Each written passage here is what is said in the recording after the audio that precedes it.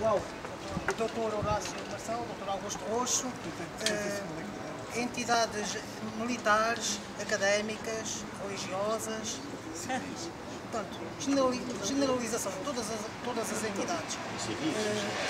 Também, mas como Coimbra, como Coimbra é irreverência, eu hoje vou ter que cometer uma irreverência. E ele é aquela mesa e o elemento desta mesa sabe porquê. É que um dos grupos que eu mais admiro e adoro nesta academia é a Orquestra Pitagórica. Portanto, tem ali o ilustre decano da Orquestra Pitagórica, Sr. Dr. João Baeta. Decano de quem? Da Orquestra Pitagórica. O Margalho acho que já abalou e o Sr. Maestro durante 5 anos. Olha o Gaetano, atrás, que é mais velho que o Baeta. O Gaetano Pronto, os decanos. E há uma coisa para o Museu Académico. Eu esta semana doei a minha cartola e bengala e também a Isabel Portugal de Psicologia doou também a cartola e bengala para o Museu Académico porque ainda não havia uma cartola e bengala no museu. E então, ali o Baeta, na Pitagórica, tinha uma coisa interessante, é que eles têm os instrumentos sérios, que é os instrumentos que nós consideramos normais, e aos cheiríssimos, que é desde tubos de escapes, sanitos, autocolismos, etc. E ali o Baeta tocava precisamente a sanita, que ele chama a sua famosa Sanitana 1999, e eu estou farto de dizer ao Baeta, a Pitagórica tem que ter lá uma coisa, que tal oferecer a tua famosa Sanitana 1999 para o museu, tem que ser. Portanto, passada esta irreverência, saúde também entidades autárquicas, o Dr. João Moura, que além de Presidente da Câmara, muito pouca gente sabe se calhar que toca guitarra e foi fundador da secção de Fado em 1980. O Sr. Reitor Rui Alarcão, de quem tenho a honra de ser amigo e muitas vezes aprender muitas coisas. Saúde também outra pessoa, é que nós queremos sempre a progressão dos povos e que as situações da generalidade dos povos melhorem. E um desses aspectos para a maioria dos povos é a saúde. E se hoje temos um Serviço Nacional de Saúde, que se calhar é o único no mundo, temos que agradecer uma pessoa a quem eu sou devidamente, que é o Sr. Dr. António Arco.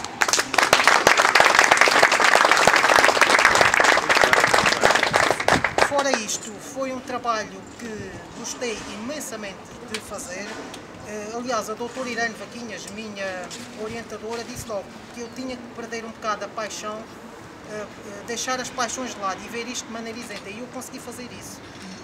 Mas, ao longo da pesquisa, eu comecei a notar uma coisa que é as tais coisas que nós só aprendemos quando começamos a pesquisar e a ver os documentos. É que eu não imaginava que, no período em que estudo, portanto, 1951 até 1969, é que o museu, tanto quando é fundado como quando passa a secção, está muito ligado à contestação estudantil. Primeiro porquê? Porque quando é fundado em 1951, é uma direção do MUD Juvenil que o funda, onde estão pessoas como o Dr. Santos Simões, do Teatro de Estudantes, que é o presidente da direção, foi teu professor em Guimarães, como disseste. O Dr. Alberto Vilaça faz parte dessa direção e é das pessoas que, se formos a ver as atas, muito trabalha para que o Museu Académico seja feito. Também o pai do Dr. Campos Croa, ex-presidente do OAF, que era dos Galifões, faz parte dessa direção. Portanto, aqui começamos. O museu está logo ligado. E o porquê de surgir em 1951? É que estamos a acabar com a demolição da Alta e ser uma direção da oposição estudantil. Para mim, eu digo isto aqui no livro, tem um significado. É que o Museu Académico, ao querer preservar a memória, digamos que é uma contestação discreta à demolição da Alta, ao ser feito por uma direção da oposição estudantil. Depois, ao longo da década de 50, é que nós, quando falamos das crises académicas, só falamos de 1962 e 1969, mas eu, quando analiso as coisas, é que a crise académica de 1962 é só um avolumar de um conjunto de situações que começa no final de 1956. O Dr. Arnaud era estudante nessa época e há uma coisa importante, que é o Decreto 40.900, que queria acabar com a autonomia das associações de estudantes, e Coimbra reage, há inclusivamente membros do Estado Novo que são contra esse decreto. O próprio professor Manuel Henrique Mesquita, da Faculdade de Direito, que era o presidente em 1958, tem artigos na Via Latina que as associações de estudantes deviam manter a autonomia. Portanto, o decreto não passa na Assembleia Nacional, fica congelado e só entra na prática em 1962. E depois uma coisa importante é que enquanto o decreto está congelado, vão surgir novos organismos autónomos. Primeiro o Coral de Letras, o CELU, Coral de Letras em 1954, o Cormista em 1956, o CITAC em 1958, salvo erro, além dos organismos autónomos que já existiam. Também novas secções, por exemplo, quando o Museu Académico passa a secção em 1958, são criadas 5 secções, só nessa Assembleia Magna.